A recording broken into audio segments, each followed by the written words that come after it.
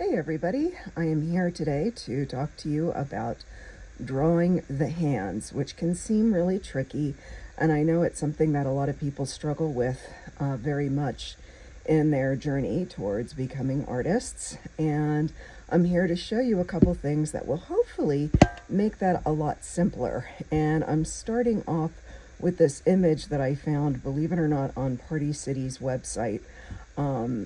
Because I was looking actually for a good drawing of, or a good representation of, a skeleton overlaid on human hands. And it turns out Party City sells these really cool, like, temporary tattoos of hands, and they've applied them to somebody's hands here. And they fit pretty well with where the bones actually are in the hands. So I thought this might be fun to start with, and I will put this image up on D2L too in case you want to practice with it or anything like that today. And I'm here to show you how my hands, drawing of hands, changed over time. I started out when I was much younger. This is pretty much, you can see it, what my hands look like. Yeah, I'll put another light in here. But it would be basically like a giant mitten and no fingers, just that. And so as you can see, that is kind of a ridiculous way to be coming at it. But there's hope. If there was hope for me, there's hope for you. This is actually, it's still in progress, but this is one of my more recent drawings. And yes, you can see my ability to draw hands has changed and evolved over time. So there is hope for you as well. So actually, what I really like, believe it or not, about my little mitten hand here is it's a good representation of how to begin the back of the hand. And one of the things that almost all the teachers who are teaching about drawing hands say is you want to think of the hand broken down into its component parts. And so in a way, I have actually done that, because right about here, we're going to address the thumb separately because it kind of comes off the hand on its own. You've got this sort of slice of bread shape that makes up the palm of the hand and the back of the hand. You could actually really use the same kind of shape for that. And then remembering that you've got these bones that come up. You've got the bones, you've got knuckles, which are here, and then you've got the finger joints right here as well. And the thing about the knuckles is they're covered by tendons. So when you're drawing a hand, what you really are seeing when you look at the knuckles is not bone, but it's a more rounded form because there's tendons that go over those bones and make it much smoother. Otherwise, we'd have really pointy looking knuckles. So anyway, so as I've said, you've got this sort of slice of bread shape, and then you could break the palm down into several parts. Although we're not going to do the palm right now, we're going to do the back of the hand. So think about the knuckles, the joints here, and remember that between each finger there's a little bit of space.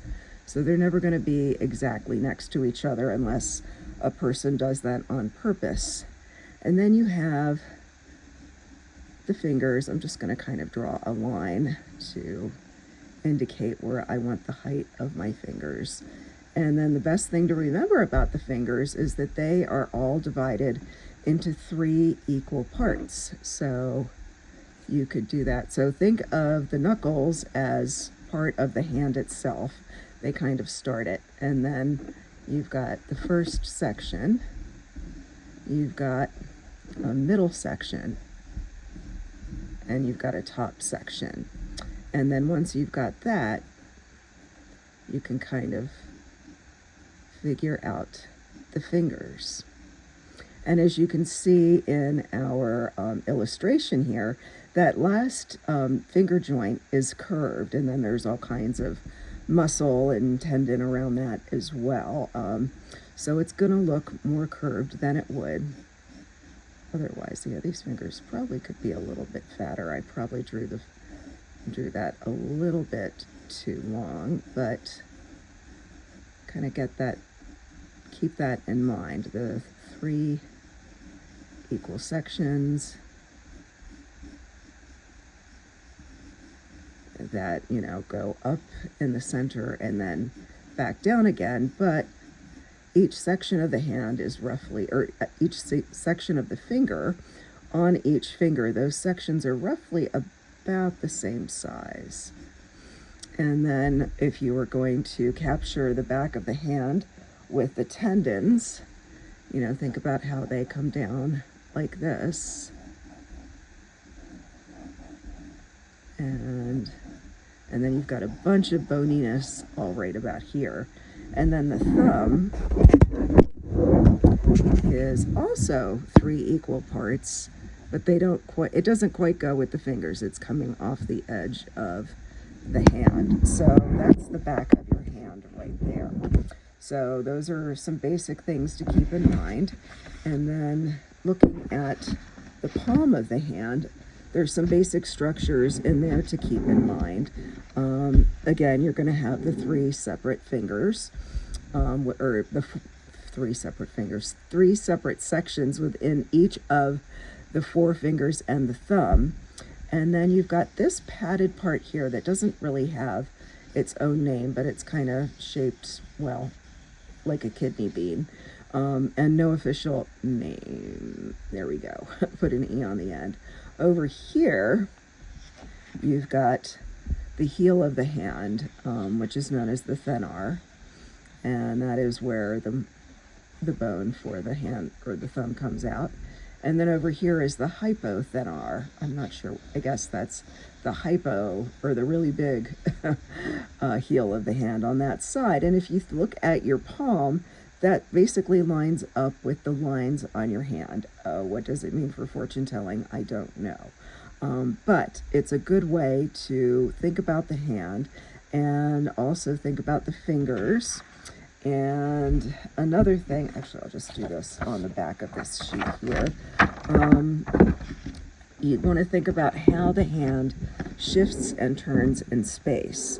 So what you may want to do is pose your hand out in a particular way, like say like this, and then think about how the sections of the palm are going to get smaller or larger based on how you can see them and how the tips of your fingers are foreshortened, for sure, because they're going to appear a little bit differently.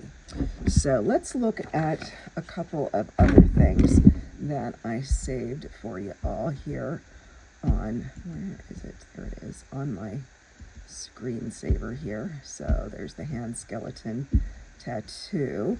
And then this too I will put up on D2L for you all to refer to. There's a hand skeleton in several different poses.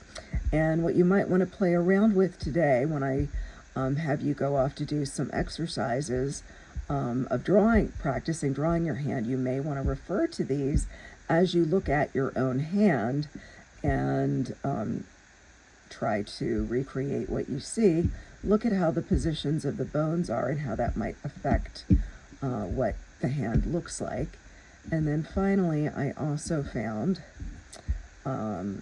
this nice, let's make it a little bit smaller. No, it's too small. La la la. There we go. Gotta get bigger with, here we go. There we go. So here we have the hand with all of the bones are actually named. So phalanges, basically fingers. Metacarpals are the bones that are covered by the tendons leading up to the knuckles. And then the carpals are all of these weird little bones down here that all have different names, which I don't know how important it is to really know that every single one of those names, but it does kind of help to know what the structure at your wrist looks like. This is also why, as artists, we really need to protect our hand bones. I have a friend who, the day after her wedding, she's an artist, she fell down the stairs of her house and broke her wrist, so down here, and she had to have metal parts put in, and it was really horrible, and then it didn't heal right, and she was afraid she would never draw again, but fortunately she did. She had to learn how to write all over again and all of that, but it's better to be wise and not hurt your hand bones in the first place, since really these are the most important parts of the tools of our trade. So be careful with your hands. So anyway, that's a very brief thing. I'm going to shut this off now and return to you all in the Zoom and talk to you about a couple of the exercises that I'm going to have you do.